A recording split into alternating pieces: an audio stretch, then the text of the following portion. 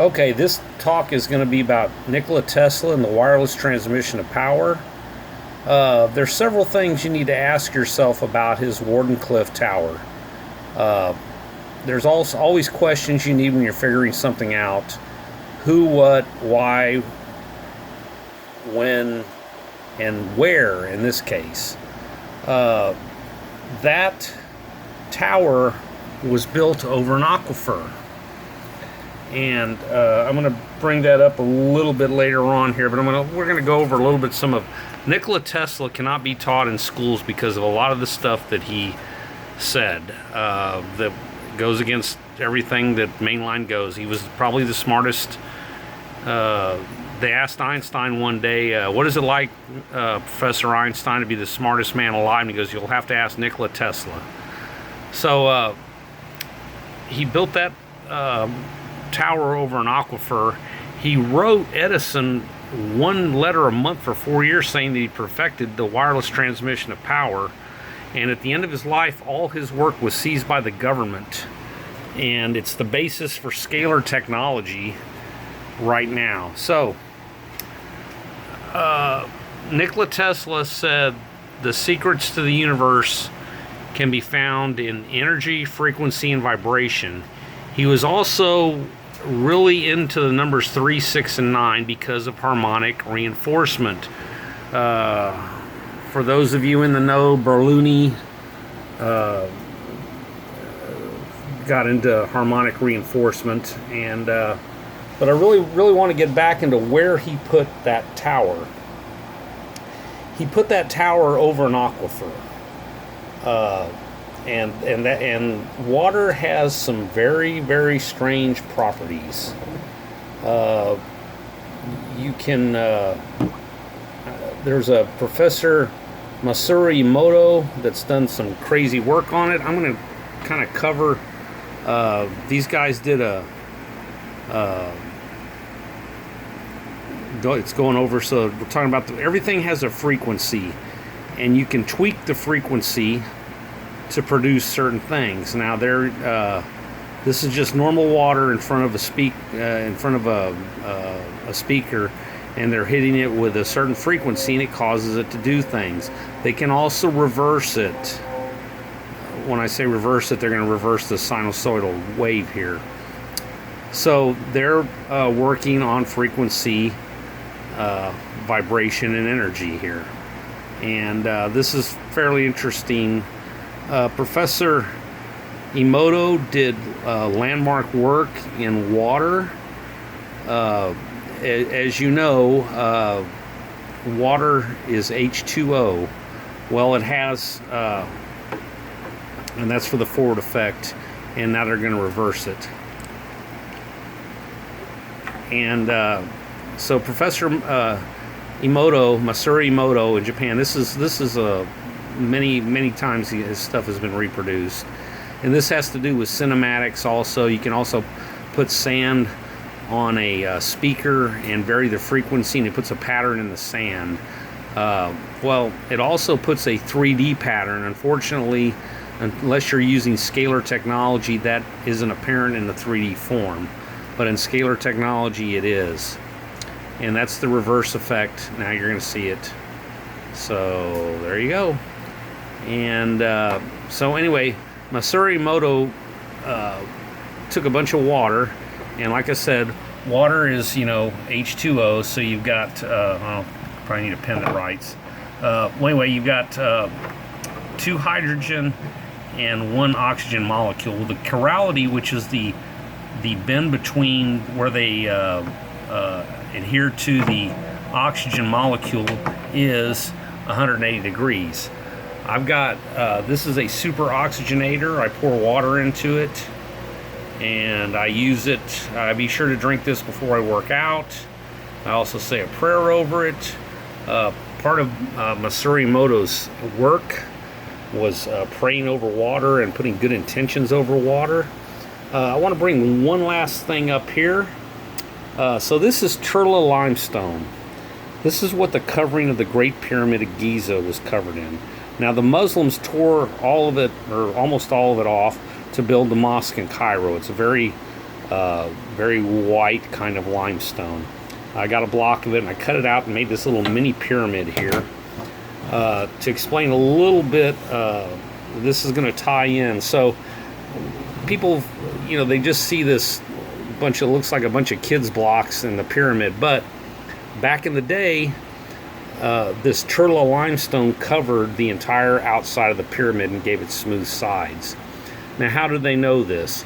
Well, over the centuries before the Muslims tore the Turla limestone off, sand covered part of one side, an entire side, two corners, and a layer around here, and then there was one stone on a third row. And that's how they extrapolated all the measurements from this. Another thing I'd like for you to look up, the glue that was between the cracks of the pyramids. It's been analyzed, but it's never been reproduced. Now, what did it have? It had blood, it had eggs, it had a lot of real common products, but they still couldn't get it to quite line up. The Great Pyramid was going to originally be the prime meridian, it being the only surviving of the last of the great wonders of the world.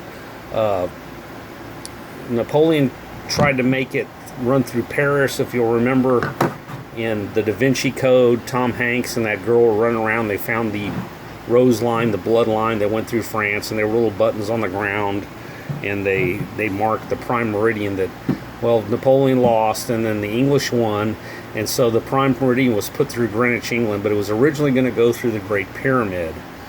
Another thing I want you to look up, the Great Pyramid. Oh, here's some of the cinematics. So if you put sand on a speaker and change the hertz frequency, the sand will reflect the frequency. Now, this is only on 2 dimensions. Scalar technology, because these are just normal sound waves, and they're changing the frequency, and it'll change the pattern as it goes up and down. It'll change different. So that's the 2-dimensional picture of the frequency. But there's also a 3-dimensional version of it. And here you see the 5101 hertz, and it's at a different pattern. But with scalar technology, it actually makes a 3-dimensional image. Like I said, you go up in frequency and it changes. It changes the pattern. And scalar technology is based on this 3D depth version of these patterns created by vibration. Back to the ancient pyramids. I didn't want to get too sidetracked. I just have it going on here and wanted to jump onto it anyway. So, why did I bring up the pyramids? Well, all around the plateau, around the pyramid, if you look at the Sphinx, there's erosion marks all over the Sphinx.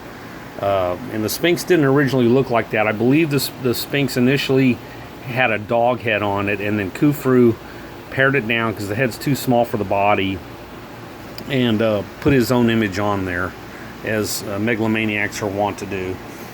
And there's water markings all over the Sphinx showing that it was way older than the accepted age of when it was created. Well, the Nile runs next to the Great Pyramids, but in times past it ran even closer. There's holes all around the Giza Plateau that goes into the bedrock, and there was an ancient aquifer there at the time, and water went all underneath the pyramid. So that's another little mystery to keep in mind. The ancient Egyptians had some electrical devices. If you look on some strange cartouches, there's one that's got this bulb-looking thing that obviously has light coming out of it. There's the mystery of several of the tombs in the Valley of the Kings. They don't have soot marks, and the idea that they used mirrors to bring light in is pretty absurd. A lot of the gold was where a lot of the gold artifacts were gold plated. If you look up a thing called the Iraq battery, they had batteries that used plates, copper plates, in jugs, and they would fill the jugs with grape juice or vinegar to produce a current, and they were electroplating things back then. So I do believe this complex that goes underneath the pyramid, a lot of those holes are 100 feet deep and they're filled with sand, but you got to remember there were centuries of wind blowing the sand in there. I believe there was water running all underneath the Great Pyramid complex. And anyway, look into that. And if you like this, please subscribe, share, and like. And I'll try to get more out there. And Nikola Tesla, you need to look into his research, because he's never going to be taught in school. You're going to have to find all that he did on his own. And like I said, his thing was the secrets of the universe are energy, frequency, vibration, and the numbers 3, 6, and 9.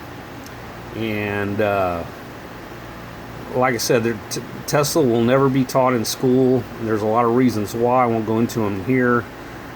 But he was the greatest inventor. Edison stole just a bunch of his stuff. And he's the greatest inventor of the, maybe you might say of all time. Thank you. I'm out.